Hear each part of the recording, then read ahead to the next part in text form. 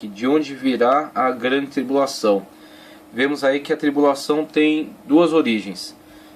A tribulação vem por parte do governo tirânico que se instalará, tá certo? Conforme vimos a descrição na abertura dos primeiros 4 selos.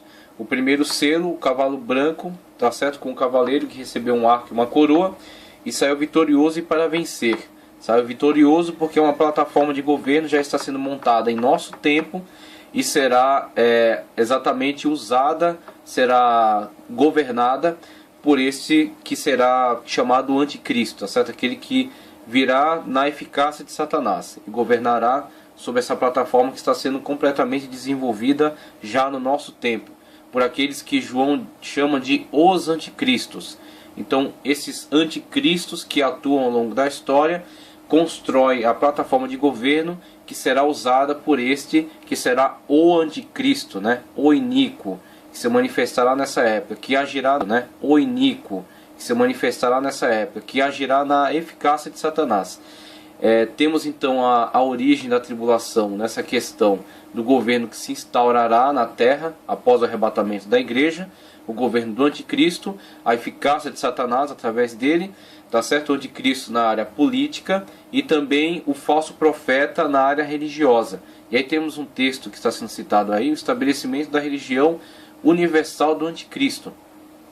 Apocalipse 17, que diz: E veio um dos 7 anjos que tinha 7 taças e falou comigo, dizendo-me: Vem, mostrar-te-ei a condenação da grande prostituta que está assentada sobre muitas águas, com a qual se prostituíram os reis da terra, e os que habitam na terra se embebedaram do vinho da sua prostituição. E levou-me em espírito a um deserto, e vi uma mulher assentada sobre uma besta de cor escarlata, e estava cheia de nomes de blasfêmia, e tinha 7 cabeças e 10 chifres. E a mulher estava vestida de púrpura e de escarlata, e adornada com ouro, e pérolas preciosas, e pérolas. E tinha na sua mão um cálice de ouro cheio das abominações e da imundícia da sua prostituição. E na sua testa estava escrito o nome: Mistério, a grande Babilônia, a mãe das prostituições e abominações da terra. E vi que a mulher estava embriagada do sangue dos santos e do sangue das testemunhas de Jesus. E vendo-a eu, maravilhei-me com grande admiração. Veja aí como a João é mostrado nesta visão, esta besta, né, é mostrado esta mulher, é mostrado aí que este ser tem esta dominação e tem esta atitude de blasfêmia em relação a Deus, tá certo? Os nomes de blasfêmia que estão sobre ela, o sangue dos santos, né, a qual ela está bebendo, e essa atitude de violência tanto em relação aos santos quanto em relação a Deus. E quando João vê, né, quando é mostrado a ele esta imagem, temos aí características deste falso profeta, desta falsa religião que está se preparando desde então. Há uma preparação política, há uma preparação tecnológica e há uma preparação religiosa, no sentido da unificação de todas as religiões, tá certo?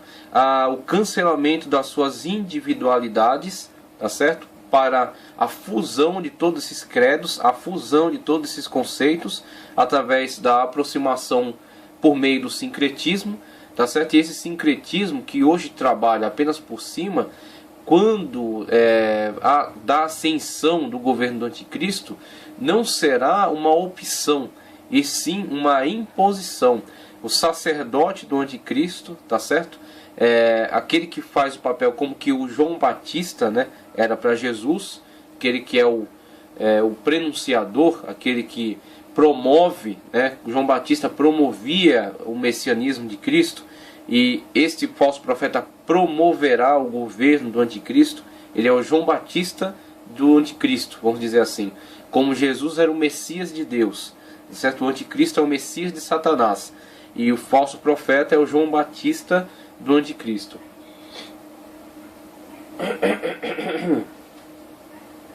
Vemos então aí a plataforma de governo, como se expandirá, né? Como alcançará todas as áreas, quer na área militar, na área política, na área econômica. Vimos aí, por exemplo,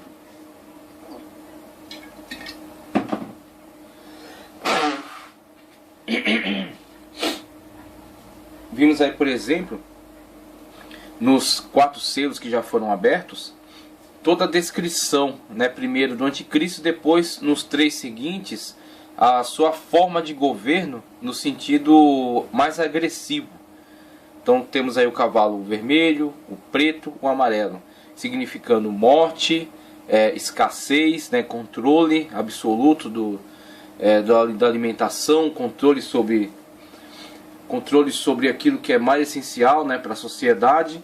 E vimos aí pestes, por exemplo.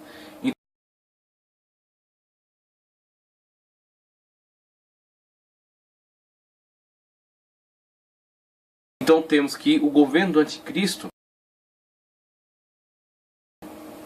promoverá uma falsa paz para aqueles que aderirem a ele, aceitarem o seu sinal, a sua marca, mas promoverá também perseguição e violência contra aqueles que recusarem. E aí, exatamente aqueles que ficarem do arrebatamento, né, que são tipificados como que as espigas caídas da grande colheita. A grande colheita é o arrebatamento da igreja. As espigas caídas, aqueles que ficaram da colheita. Tá, ok? Que tem plena consciência do que estão vivendo, do tempo em que estão vivendo. Por isso que a urgência em estarmos prontos para a vinda de Cristo. Porque Ele virá a qualquer momento soará a trombeta. Então, da grande colheita, aqueles que ficarem, tipificados como espigas caídas, têm plena consciência do governo que está assumindo, do governo que subiu ao poder, né, e rejeitam este governo, e por isso são perseguidos. Então a grande tribulação, conforme colocado aqui no subtítulo, de onde virá a grande tribulação, ele vem por parte do governo do anticristo, tá certo? Que age na eficácia de Satanás, por parte desse sacerdote do anticristo que promove a religião universal, tá certo? Então parte vem dessa área do maligno, e também vem da parte de Deus no sentido do derramamento da ira de Deus, tá certo? Então Deus derramará a sua ira sobre o anticristo e seus associados. E o anticristo, né, o diabo e esse falso profeta empreenderão perseguição contra aqueles que ficaram da igreja e aqueles que rejeitarem o sinal durante esse período da grande tribulação. Então para estas pessoas haverá aquilo que pode se chamar tribulação, conforme gostam de fazer essa separação os pós-tribulacionistas, né? Haverá a tribulação para estes e haverá a ira de Deus para o anticristo e seus associados, tá ok? Então com isso vemos essa falsa religião, tá certo? Que vai ascender ao poder e vai promover o governo do anticristo, e ela na verdade está sendo preparada, está sendo promovida desde já. E vemos na preparação desse governo sincrético, essa unificação geral das religiões e a sua submissão ao anticristo como promotor do seu sistema.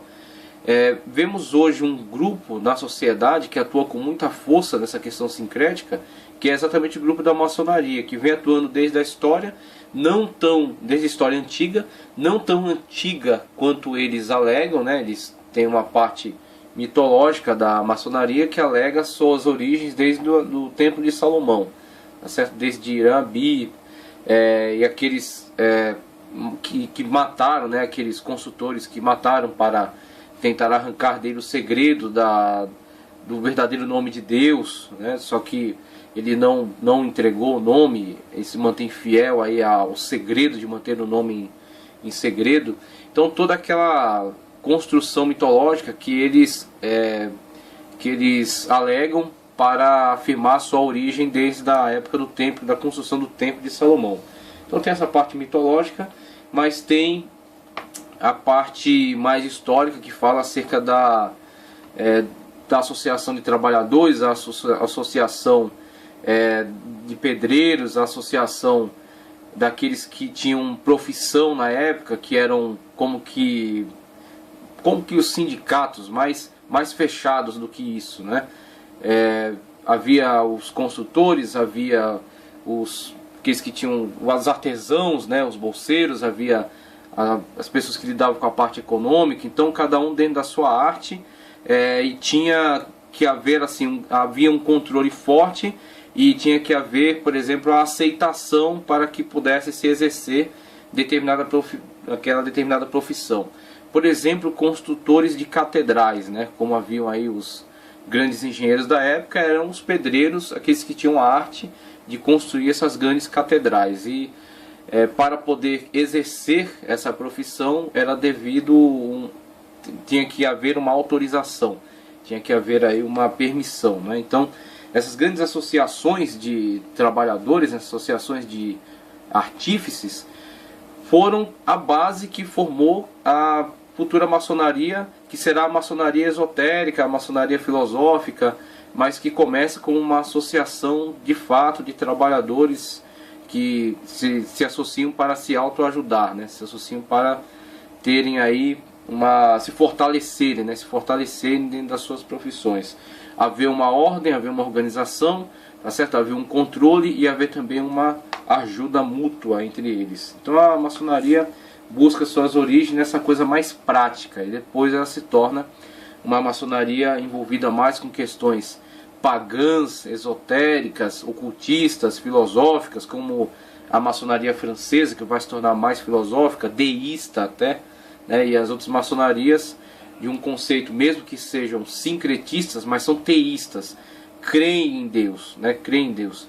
Agora, não necessariamente tem fidelidade a um Deus e a uma fé, a um credo religioso, né? Tem uma miscigenação, um sincretismo de credos religiosos que são associados e são então trabalhados dentro aí dessa questão da loja maçônica, né?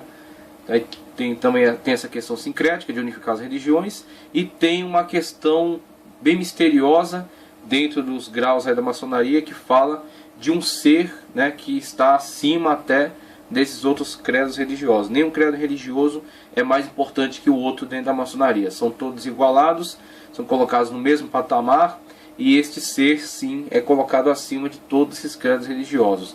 Então esse sistema bolado aí dentro da maçonaria já está trabalhando em prol dessa unificação, colocando todas as religiões num patamar de igualdade, tá certo? Todos os credos aceitos, mas também igualados, né? Nenhum como a verdade de fato, né? Nenhum como que se colocando acima do outro, todos nivelados, e este ser misterioso da maçonaria colocado como que acima de todos eles. O terreno completamente preparado para que, quando subir da terra esse falso profeta, quando ele emergir, né, das nações e ele promover o governo do anticristo, ele poder lançar mão dessa estrutura previamente preparada para fundir as religiões num credo só, a adoração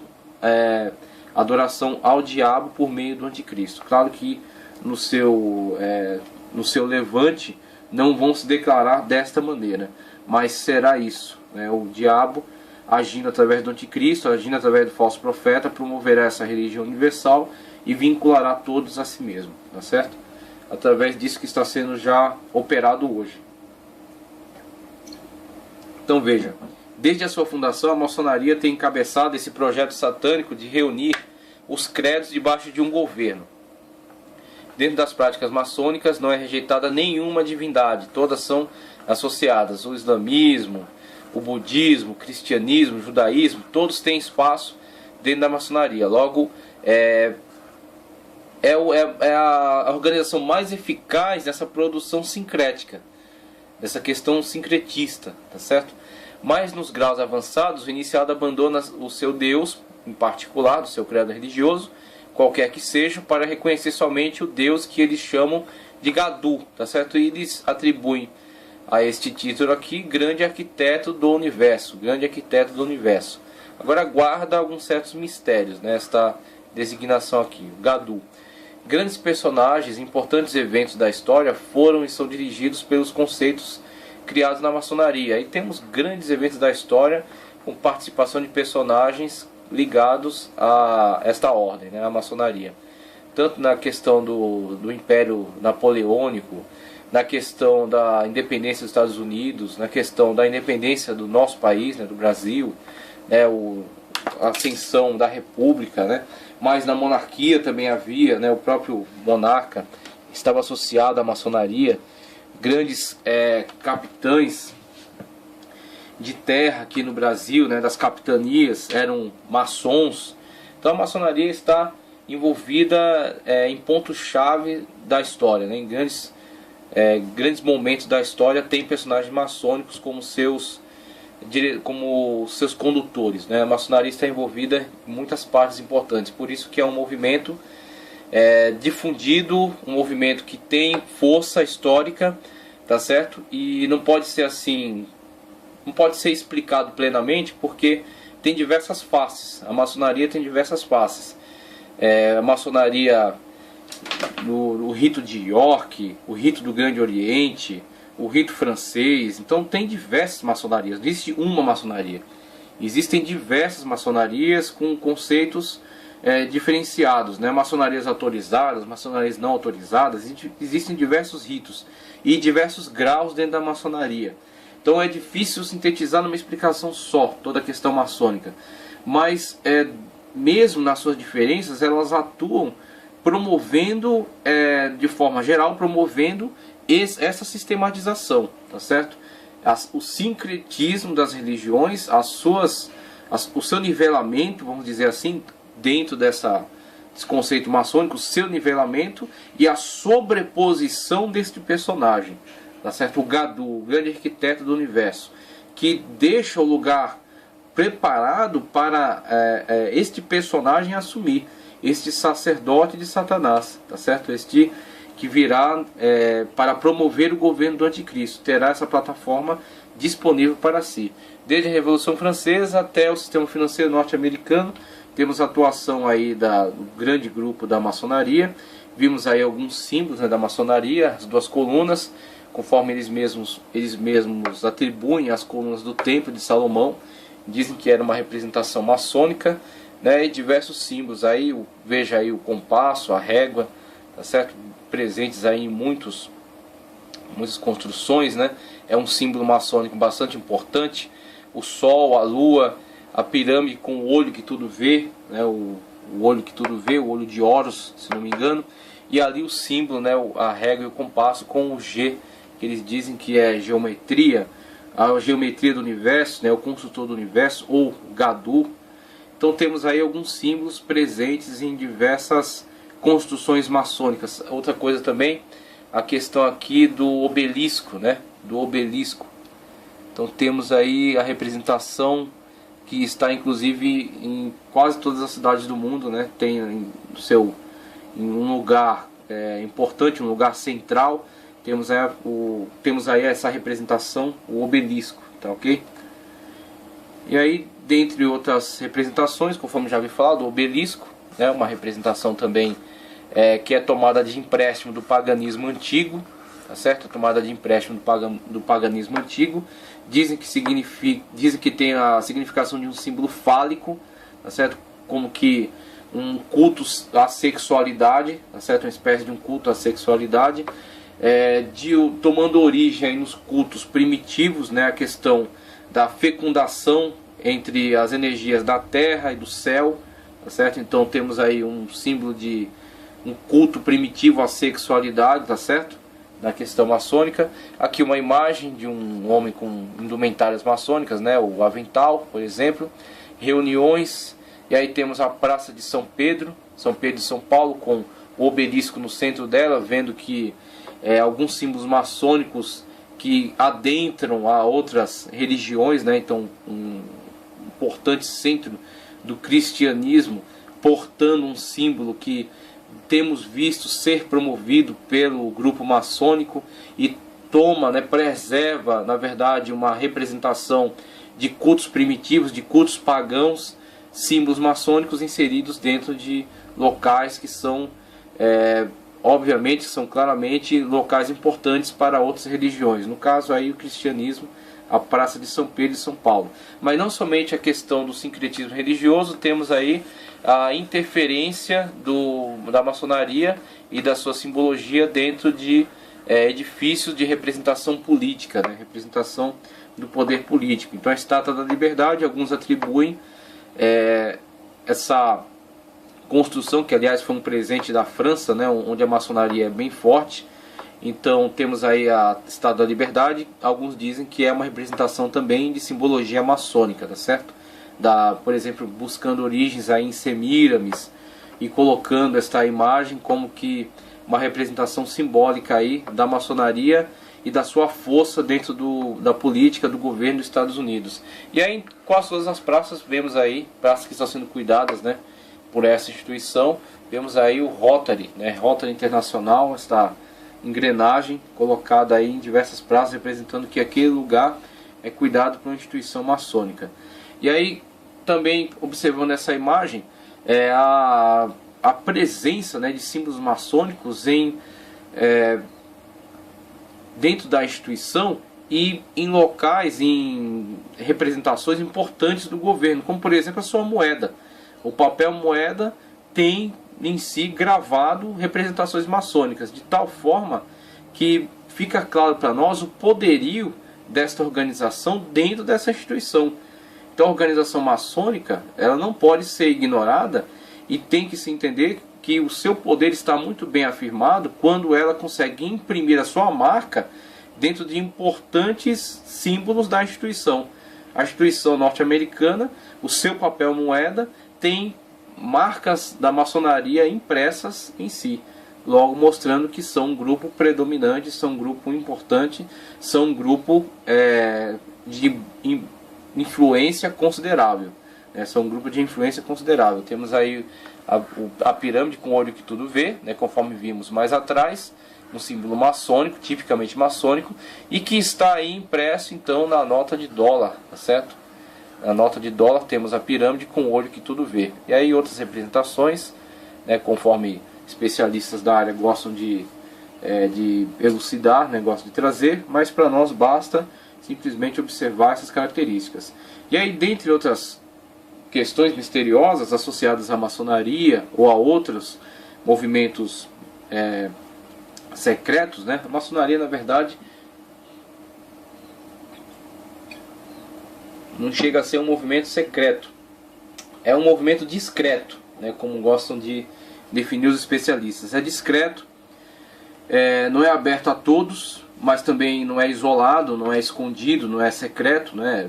Pode-se ver templos maçons, pode-se ver pessoas trajando símbolos da maçonaria, logo eles não são secretos, mas são discretos no sentido de que restringem a participação, não tanto no sentido de barrar todos que não são, barrar a maioria, né, daqueles que não são escolhidos para participar do grupo, mas devido ao nível, ao grau daqueles que participam, né, o nível, exigência, né, de nível financeiro em vista das reuniões, dos banquetes, né, da participação na vida social, na alta cultura, na alta economia, acaba tornando-se uma barreira. Então pessoas de nível econômico inferior acabam tendo dificuldade de participar, de ingressar nos graus e ascender, né, aos graus mais altos da maçonaria.